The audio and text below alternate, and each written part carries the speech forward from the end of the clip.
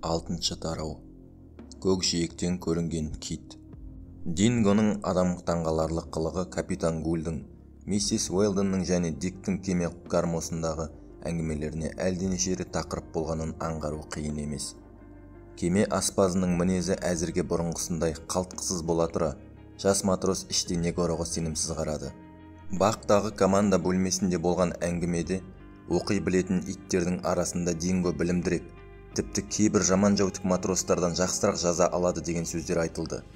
Егер ол әзір адамша сөйлемесе, оның құпия сырды сақтай тұруға байланысты бірер себебі бар шығар. Бір сәтті күні, деп шешенсе кетті рульші Болтон. Бұл төбеттің маған келіп, Болтон, біз бүгін қай жаққа қарай бет алып бара жатырмыз? Норт-Вестке ме? Болмаса Вестполу-Нортқа ма? Деп сұрағанын әлі-ақ көрерсіздер. Әрине, сонда мен оған жауап қайырамын ғой. Тіл білетін хайуандар аз емес, деп екінші матрос. Мысалы, сауысқандар, тотылар. Олар сөйлей білгенде ит неге сөйлемеске? Ауызбен сөйлеуден көрі тұмсықпен сөйлеу анағұрлым қиынырақ болар. Дұрыс қой, деді боцман Говик. Дегенмен адамша сөйлейтін ит ешқашан болған емес. Дүниеде адамша сөйлей алатын ит бар екенін пилигрим командасы білсе қайран қалар еді. Бір дотчан ғалымның 20 сөзді анық айта алатын иті болыпты. Бірақ иттің сөзі мен мағыналы сөздің арасы жер мен көктей алшақ жатыр. Дотчан ғалымның итінің үн шығаратын мүшесі дауысты анық шығара алатын болып ерекше жаралған. Бірақ ол ит айтылған сөздің мазмұнына тотыдан немесе шықылдақ торғайдан артық түсінбеген. Сөйлей білетін жануар хайуандар үшін бұл сөздер ән мен айқайдың бір түрі сияқты. Қанша айтқанмен әйтеуір пилигрим бортында Динго ең қадірлі хайуан болды. Иттің осы ерекшелікті мақтан етіп мардамсымағанын айта кету керек. Капитан Гуль ағаш текшелерді иттің алдына бірнеше қайтара жайып тастап байқау жасады. Бірақ Динго жаңылып, не болмаса қобалжымастан Си мен Б әрпінің таңбасы салынған текшені ғана ала берді. Алфавиттің басқа әріптеріне қарағанда жоқ. Капитан Гуль осы тәжірибесін Бенедикт ағайдың алдында бірнеше рет қайталап жасады. Бірақ ғалымның бар ықыласы жәндікте болып, Дингоның қылығына ешқандай қызықпады. Бұл сияқты қабілеттілік тек итке ғана тән деп ойлауға болмайды, деді ол бір күні. Басқа да толып жатқан ақылды хайуандар бар, бірақ олар да ит сияқты ішкі сезімге бағынады. Дегенмен кеменің апатқа ұшырап талқаны шығатынын алдын ала сезіп кемеден қашатын егеу құйрықты мысалға алсақ та болады. Құндызды еске түсіріңіз. Олар өзен суы көтерілер алдында өздерінің бөгеттерін биіктетіп алады. Есектің қатері деген қатер тіптен тамаша. Өлген иесін жоқтап, соның қайғысынан ақырында өзі де өлген атты да айта кетуге болады. Үйретілген құстың үйретушісіне ілесіп бір сөйлем сөз сөйлегені де белгілі. Біз бір бөлмедегі қонақтың есебін дәл санап шығаратын тотыны да білеміз. Оның бұл данышпандығын астрономия обсерваториясының есепшісі де күндер еді. Құмырсқалар үлкен қалаларымыздың құрылысшыларында үйрете алады. Мен титімде ғана жәндіктердің де ақыл сезімінің өрістегеніне шексіз мақтанамын. Бір кардиналдың тотысы туралы әңгіме бар. Ол тоты бүкіл дұғаны мүдірмей қатарынан оқып шығатын болыпты. Тоты бұл еңбегі үшін жылына 100 алтын ақша алып тұрыпты деседі. Физика заңын білмейтін су өрмекшісі су түбіне ау күмбезін орнатады. Бүргелер желгіш ат сияқты арба сүйрейді. Олар сапта тұрып жаттығу ісін карабинелерден кем орындамайды.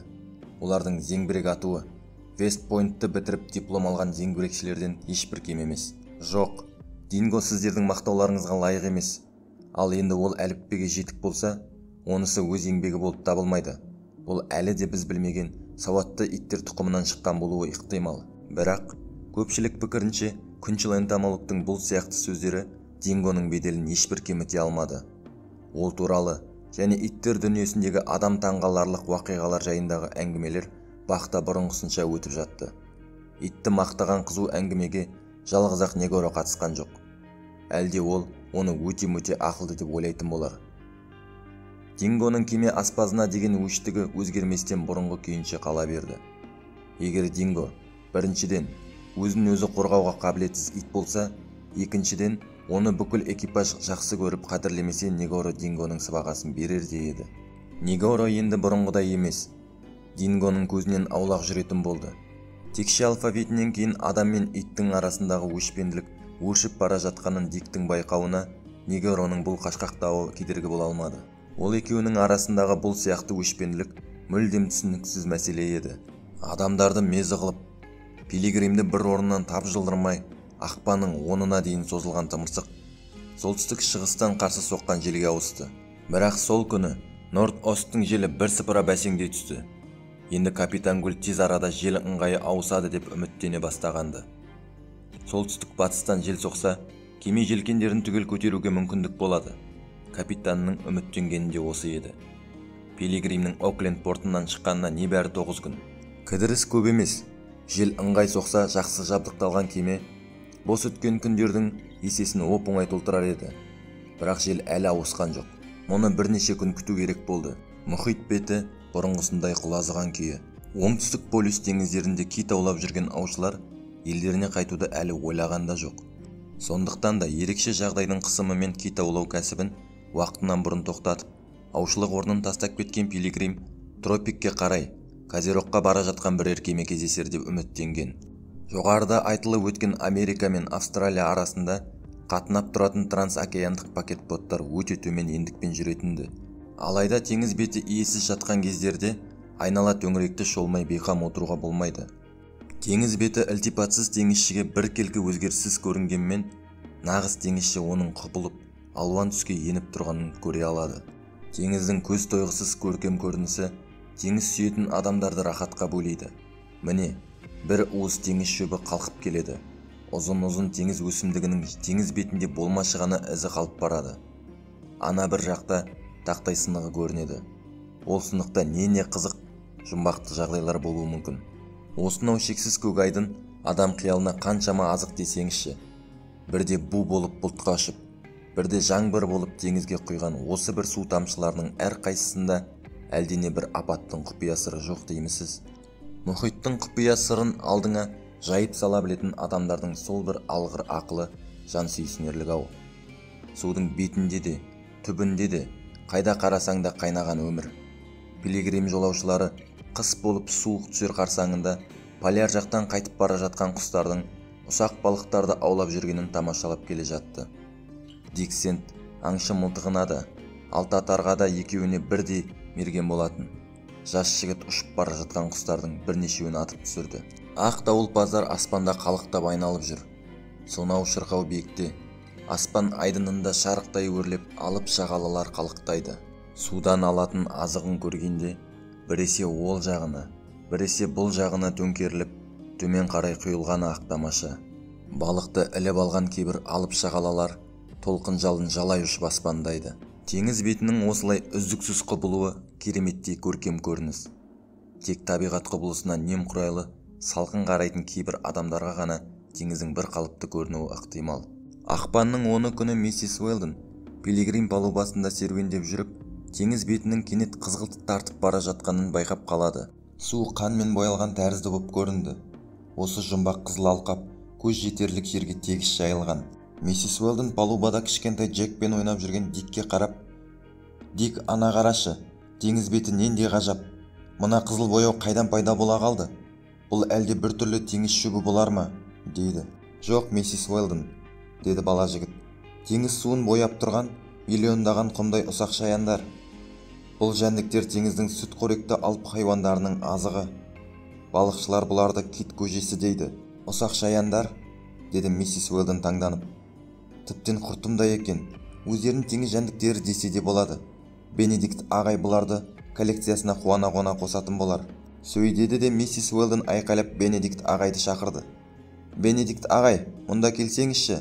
Бенедикт ағай мен капитан Гуль каюталарынан қатар шықты. «Бенедикт ағай, ана қараңызшы, теңіз бетіндегі құжынаған қызылдақты көрдіңіз бе?» деп сұрады миссис Уэлдон. «Иә, көрдім», деп дауыстады капитан Гуль. «Кит көжесі ғой». «Мінеке, Бенедикт ағай, шаянсымақтарды зерттейтін болсаңыз, өте қолайлы жағдайыңыз келді». «Түк те емес», деді энтомолог. «Түк емес қалай?» деп таңданды капитан. «Бұларға сіздің көңіл бөлмей, немқұрайлы қарауға хақыңыз жоқ. Егер жаңылмасам, бұл шаянсымақтар буынды жәндіктер тобына қосылады, және сапа жағынан да түк те емес», деді Бенедикт ағай басын шайқай түсіп. «Япыр-ай, энтомологтың бұл сияқты немқұрайлығы». «Капитан Гуль», деп Бенедикт ағай оның сөзін бөлді. «Сіз менің жәндік зерттеуші екенімді ұмытпаңыз». «Демек, Бенедикт мырза, Сіз бұл шаянсымақтарға қызықпайтын болдыңыз ғой. Егер сіздің кит құрсағындай құрсағыңыз болса, мына тойға қандай қуанар едіңіз? Миссис Уэлдон, біздер кит аулаушылар теңізде жүріп бұл сияқты шаянсымақтарға кездесе қалса, гарпун мен қайықтарымызды әзірлеп қоюға асығатынбыз. Мұндай жағдай ұшырасса, олжаның жуық екеніне күмәнданбауға болады. Бірақ мына құртымдай ғана шаянсымақтарға кемеде үлкен кит тоя қоя ма? Деп сұрады Джек. Балапаным, мұның таңданарлық несі бар? Деді капитан Гуль. Астың ең дәмдісін жарма мен майда тартылған ұннан пісіреді ғой. Киттер бұл сияқты шаянсымақтар тобына кезіге қалса, мұны ол үшін жаюлы тұрған дастархан дей бер. Оның кеңірдегінен келгенше көжеге тою үшін тек қана аузын ашса болғаны. Мың-мыңдаған шаянсымақтарды асап алады да аузын жабады. Оның таңдайындағы щетка сияқтанып салбырап тұрған кит мұрты деп аталатын мүйіз-талшықтар сүзекі болып балықшы ауының міндетін атқарады. Сөйтіп оның аузына түскен шаянсымақтар құтылып кете алмайды. Сенің жұтқан көжең қарныңа қарай қалай жылжыса, мың-мыңдаған шаянсымақтар да киттің орасан кең құрсағына солай жылжи береді. Джек, сен кит мырзаның шаянсымақтарды бір-бірлеп қабығын аршып уақыт оздырмайтынын біліп қой, деп үстеді Дик. Алып мешкей көжемен жеңсігін басып жатқан кезде, деп капитан Гуль сөзін жайғастыра берді. Оны шошытпастан кеменің мүлдем таяу барып қалуы да ықтимал. Кит аулаушылар осындай жағдаймен, осы сәтте капитан Гульдің сөзін қостағандай, вахтада тұрған матрос айқайлап жіберді. Кит, алдыңғы жағымызда, сол жақ бортқа таман. Капитан Гуль ұшып тұра келді де, Кит деп айқайлады. Ол кенет аңшылық делебесі қозып, тұмсыққа қарай тұра жүгірді. Оның соңынан миссис Уэлдон, Джек, Диксент, Бенедикт ағайда бара жатыр. 4 миль шамасы ық жақта теңіз беті қайнап жатқан тәрізді. Тәжірибелі кит аңшысы қателеспепті. Теңіздің сүтқоректі алып хайуаны шаянсымақтар тобының арасында жылжып жүр екен. Бұл хайуанның қай түрлі кит екендігін анықтауға екі араса орасан алшақ еді. Бұл бәлкім солтүстік теңізде жүретін аңшылардың көбірек аулайтын нағыз киттерінің бір түрі болар. Нағыз китте арқа қанат болмайды. Олардың жарғақ қанаты тым жалпақты, кесіп алғандай моп-молтақ. Ал мүйіз талшықтары кит мұрты аса ұзын да көп болады. Әйтсе де нағыз киттің ұзындығы 12 метрден 16 метрге шейін келеді. Некен саяқ 20 метрге жететіндері де, тіптен одан артық келетіндері де кездеседі. Тері астындағы май қабаты жарты метрге жетеді. Бұл сияқты алып киттің бір өзінен ғана 300 гектолитрге тарта май алуға болады. Бұл әлде жолақ жон немесе бүкіш кит болар. Бүкіш киттің бауыр ескегі ұзын, қанат сияқты болады. Ұзындығы 3 метрге таяу. Бүкіш киттер киттің ішіндегі ең жуаны да ебедейсіз ең ойыншылы болады. Ол дәйемі су бетіне ыршып шыға береді. Мына көрінген кит ірі жолақ жон болуы да ықтимал. Жолақ жондар ірілік жағынан нағыз киттерден қалыспайды. Салмағы да 1200 центнерге жуық. Әзірге бұл көрінген қай тұқымды кит екенін ажыратудың мүмкіндігі болмады. Капитан Гульдің өзі және пилигримнің бүкіл экипажы сүтқоректі хайуандарға сұқтана қараумен болды. Егер сағат шебері әлде қалай басқа бір бөлмеде ілулі тұрған сағатты көрсе, оған сағаттың бұрауы таусылған, бұрау керек сияқты көрінеді. Ал енді кит аулайтын аңшы теңіз бетінде жатқан китті көрсе қайтер еді? Ұсақ аң аулаушыларға қарағанда ірі аң аулайтын аңшылар өз кәсібіне көбірек көңіл бөледі деседі. Егер ірі аңның желігі де күшті болса, онда піл мен кит аулаушылар қайтпек. Пилигрим экипажы кеменің жүгін толтырмай елге қайтқандарына наразы еді. Өйткені бұл жағдай матростардың табысын азайтқанды. Капитан Гуль теңіз бетіне қараумен болды. Кит әлі алыста, көмескі көрінеді. Бірақ танау тесігінен шаншылып аспанға атылған суға қарап, оның қай түрлі кит екенін шамалауға болатын еді. Бұл нағыз кит емес, деді капитан Гуль. Нағыз киттің фонтанынан мынаның фонтаны биігірек, бүкіште емес. Фонтанның шуылы алыстан естілген зеңбірек гүріліндей боп шықса, бүкіш екен дей бер. Мына киттің шуылы мүлдем өзгеше. Дик, сен бұған қалай дейсің? Деді капитан Гуль бала жігітке қарап. Мен мұны жолақ жон кит болар деймін, деп жауап қатты Диксент. Фонтанының күштісін қараңызшы. Егер жаңылмасам, бұл ерекшелік тек жолан киттерге ғана тән. Дұрыс айтасың, Дик, деді капитан Гуль. Ана қызыл судың ішінде жүзіп жүрген жолақ жон екендігіне күмәнім жоқ. Қандай тамаша, деп айқайлады кішкентай Джек. Балақайым, Ол алып хайуан жайбарақат көжесін сылқытып жүр. Тіптен өзін кит аулаушылардың бақылап тұрғанын да сезер емес. Меніңше, деді Диксен салмақты пішінмен, бұл жолақ жонның ең ірісі болса керек. Күмән жоқ, деп жауап қатты капитан Гуль көзі жайнап. Оның ұзындығы кем дегенде 22-23 метр. Тамаша, деді боцман. Осындай киттің 6-ау болса, пилигримнің жүгі жетіп жатыр. Деп күрсінді капитан Гуль. Китті анықтап көру үшін бушпритке шықты ол. Егер біз осы китті соғып алсақ, деп боцман оның сөзін жалғады. Бос тұрған кеспектердің кем дегенде жарымын майға толықтырар едік-ау. Шынында да не, деп күбірледі капитан Гуль. Бұл ақиқат, деді Диксент. Бірақ бұл алып жолақ жонға шабуыл жасау қауіпсіз де емес, қиын. Жолақ жонның құйрығы сұмдық күшті болады. Оған сақтанып бару керек. Ең мықты деген қайықты мұндай жолақ жонның құйрығы бір соққаннан қалдырмай быт-шыт қылдырады. Бірақ бұл еңбекке тұрарлық олжа. Бұл жолақ жон бізге аз олжа емес, деді матростардың бірі. Бұл жолақ жонмен тілдеспей өтіп кете берудің өзі өкінішті, деп даурықты үшіншісі. Осы жолақ жонды аулауға бүкіл команданың көңілі кетті. Су бетінде жүзіп жүрген денеде 100 кеспек май бар. Тек кеспектердің аузын тосса болғаны, май өзінен өзі сорғалап құйылғалы тұр.